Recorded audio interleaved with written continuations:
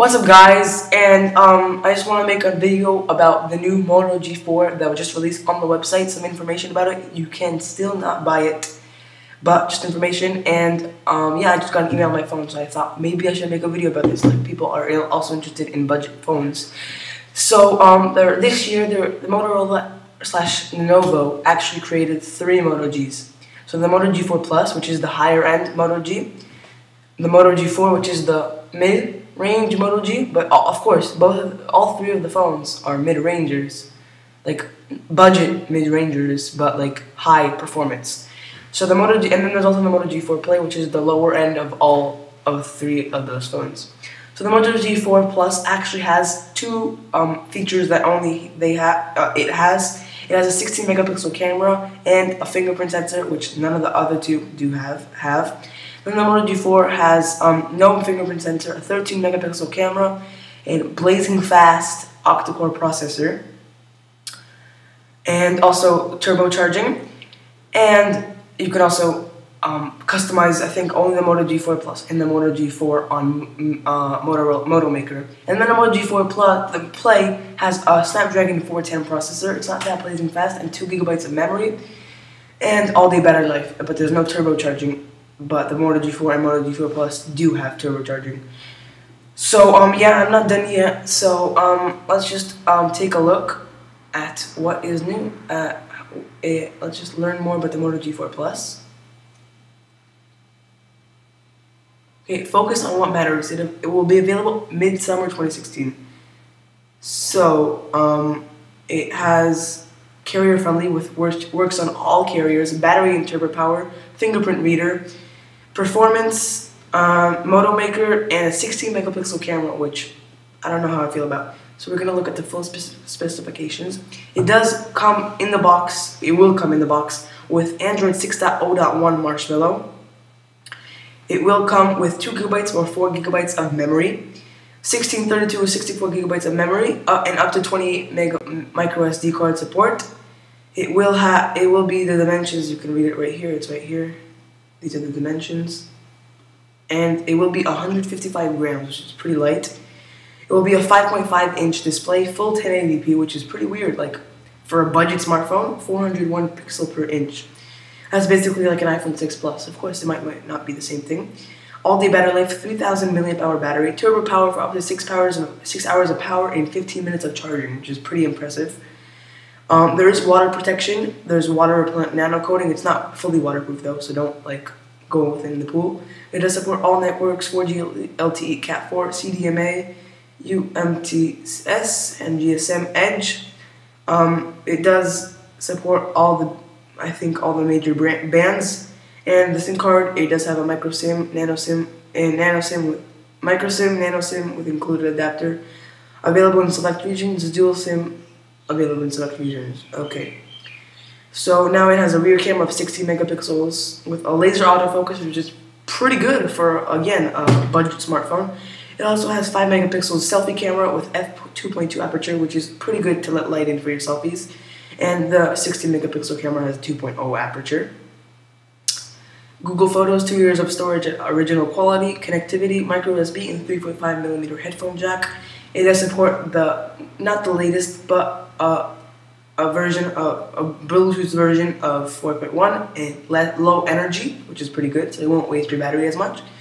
It does have 802.11a, B, G, and N, 2.4 gigahertz and 5 gigahertz Wi-Fi.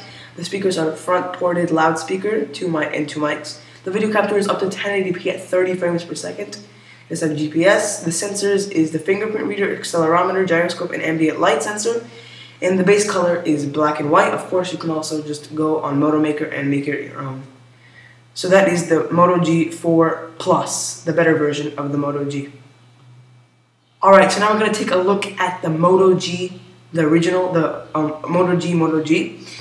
And of course, it does come with Android 6.0.1 Marshmallow built in.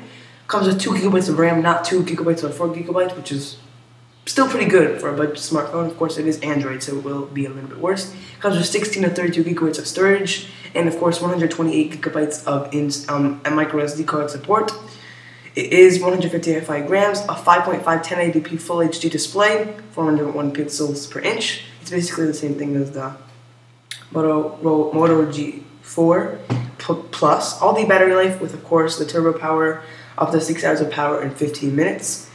And it has the same water repellent nano coating. It does support all the networks and bands. The SIM card is the same thing, but this time it has a 13 megapixel camera with an f2.0 aperture, which is still the same thing. And the front camera is still 5 megapixels, which is still good. And also wide angle lens. Yes, for both of them it's a wide angle selfie, so you can get more people in your face, in your selfie, if you want that.